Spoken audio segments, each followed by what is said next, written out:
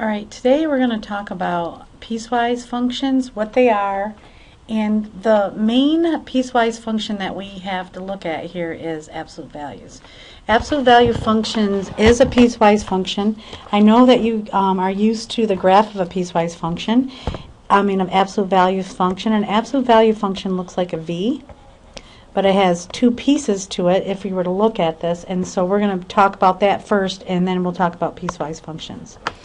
The first thing, an absolute value function is of a number x is written with this absolute value sign, and it basically tells you the distance from 0 measured on a number line. So I can actually put a negative inside absolute value sign and it comes out positive, and I can put a positive inside and it comes out positive, and it basically tells you the distance from 0, and it doesn't matter the direction. Okay, so I always tell the story. I live in Copenhagen here, so I have a house right here in the middle of Copenhagen, and I have a sister that lives in Watertown, and I have a sister that lives in Lowville, and I'm about 10 miles away from both of them. So here's a 10 mile here. Well, if I drive to Watertown, I'm driving 10 miles, and so if I called that a positive 10, we'll put that in absolute value sign, that means I drove 10 miles. But if I drive to Lowville, on the number line, that's really a negative 10, but I didn't drive backwards. So I can say absolute value of negative 10 is also 10 miles. So basically, it's just telling you from my house, they live 10 miles, but in different directions. Right? So you can describe a piecewise function in pieces, and that's what I mean by that. So I have f of x equals the absolute value of x, and then the two pieces are the answer is x if my x is positive. So you'll see how this is like a y equals, and you'll see this bracket, and it's like you have this thing going on that this is one of the cases or this is the other case. And see how they're broken apart here by 0. So if the number is greater than or equal to 0, then I can just say, oh, that's my answer because it's positive. If my number is less than or equal to 0 that I put in here, it's going to be the opposite of what I put in there. It's going to be negative. So I'll show you. So say I wanted to put in a 10. 10 is bigger than 0, so that means my answer is 10, which is true in an absolute value. But say I wanted to put a negative 10 in. Well, negative 10 is less than 0, so if I put negative 10, it'd come out 10. So this just tries to show you in pieces. Let's practice this a little bit. So here is the picture, and it shows you that everything that's coming out of that is positive, and you'll look at the domain is all real numbers, and the range is anything that's positive, and it's going to be where y is greater than or equal to 0, or I'd say 0 to infinity, because nothing negative is ever going to come out of this. Right? So this is the function y equals the absolute value of x. Looks like a V. Okay? Now, I'm going to skip around a little bit here, and we're going to do this later in class for practice. So just skip this slide and go to this one, because we're going to go right to graphs and practices. All right? So here's the steps if you graph this. Now this actually can be graphed in your graphing calculator. The TI Inspires are awesome with this, but we're going to do it by hand first, and then I'll show you how to graph it. All right? So here's the steps that you do. The steps are, number 1, you start each piece, I call it with the breaking point, which means which x is the breaking point. So in this case, 2 is where it breaks. This is what happens when it's less than 2. This is what happens when it's greater than 2. So when I mean the breaking point, I'm talking about this point here. Then we're going to find some points so that you can graph them. Okay? And the third part is you're going to circle points that don't belong in that section of graphs. I'll tell you what that means in a minute. It's like the open circle of a number line. Okay? So here we have x plus 1. So basically the pieces, you're saying to myself, all right, I've got to graph this. So we're going to make a table with two pieces.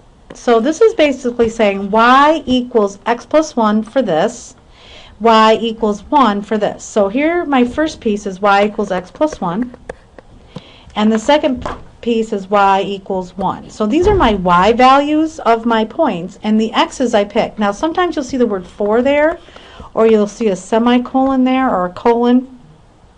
It just shows the pieces here, okay? So let's do this. I want to start at the breaking point. So my breaking point is at 2. So I'm going to start the point at 2. Now if I put a 2 in here, 2 plus 1 is 3. So that means if I have x is 2, when I plug it in there, my y is going to be 3. Right? Now I got to go less than, so my next one is going to be 1. If I plug a 1 in there, I'm going to get a 2. I'm going to keep going down. If I plug a 0 in here, I'm going to get a 1. If I plug a negative 1, I'm going to get a 0.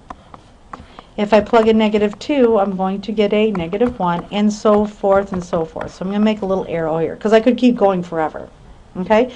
So if I graph that piece, this is what I get. 2, 3,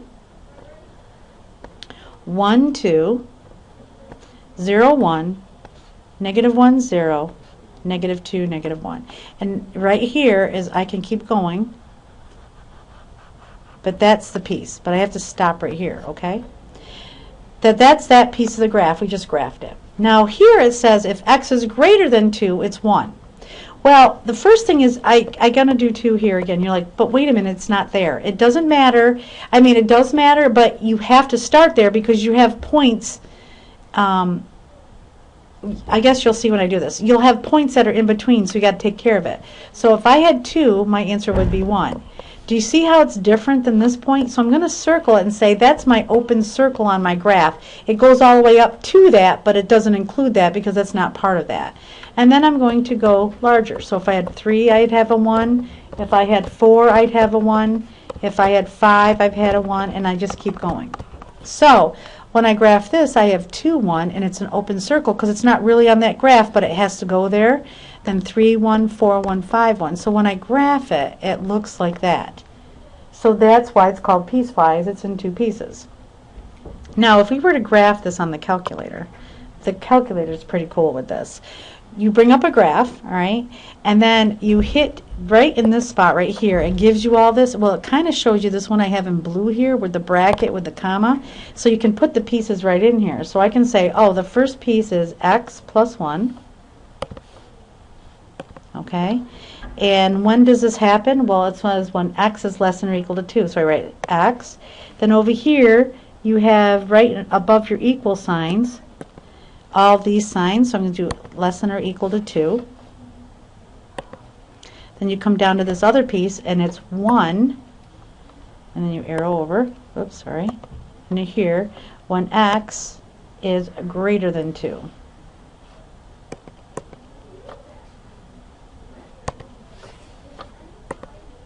Now when you hit enter, your graph should match exactly what you just found. And the cool thing about this, guys, is that you can actually put your table here and look at your table and find the points and make sure that you did it right. So if I did table here, split screen table, I can see the points I put in there. This calculator does it phenomenal. The other thing I wanted to show you when I come back to the notes here is that if you'll notice, 2 can only be in one of the pieces. So here at the breaking point, you have an equal sign here, and here you don't. You can never have it on both pieces, that equal sign, because the 2 can only belong in one spot. This is why this is an open circle.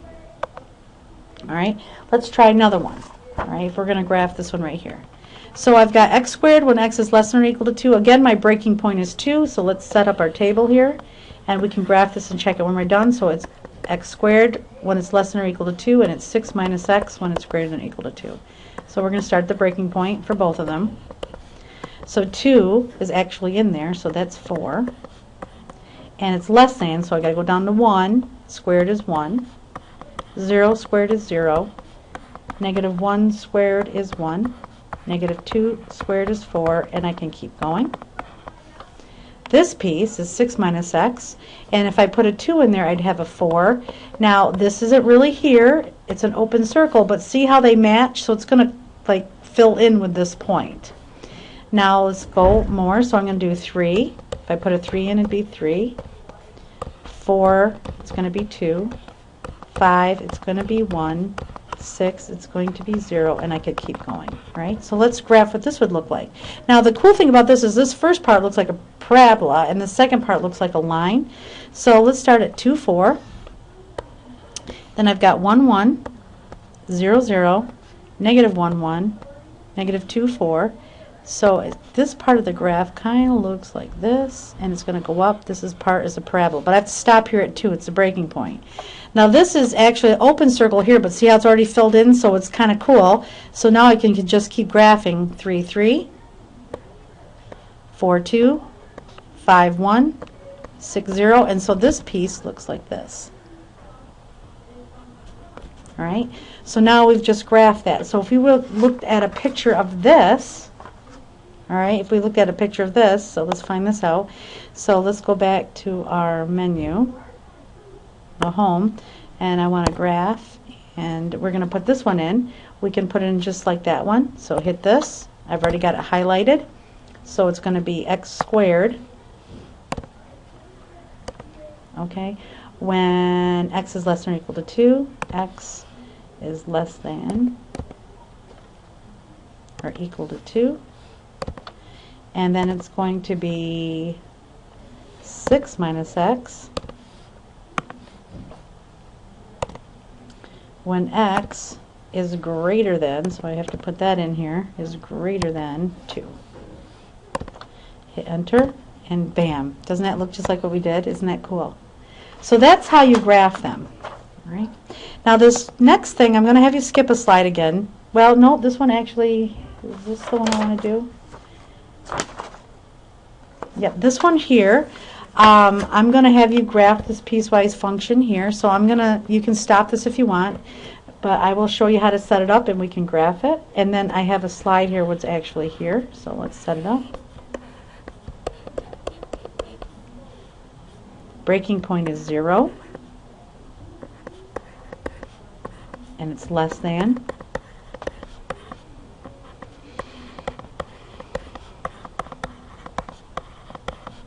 They can keep going. This one, the breaking point 0, it's not really there, but if I put it in, it'd be 0, 1.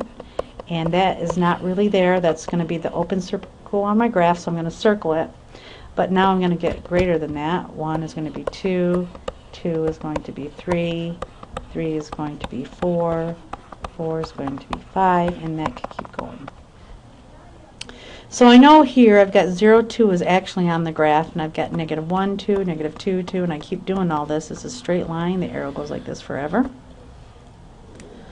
And then here 0, 1 isn't really on the graph, so it's an open circle, but then I've got 1, 2, 2, 3, 3, 4, and I can keep going like this. So this is what this graph looks like, and you can graph it and check it.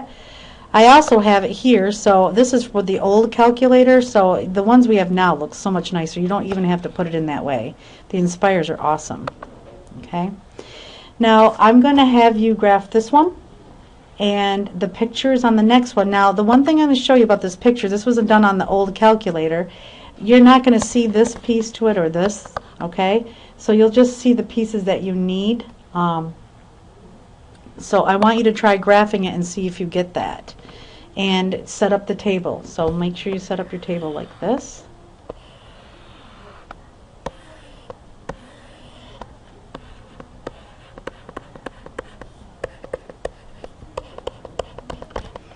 And see if you can set it up, because we'll talk about it more in class on how to do this. Okay? So there's an introduction on how to do piecewise functions. So I want you to try this one here, and the pictures on the next one for the points. And here's some of the points that I had. And I'm not going to actually do it for you yet, but we can practice this more in class when you come in. So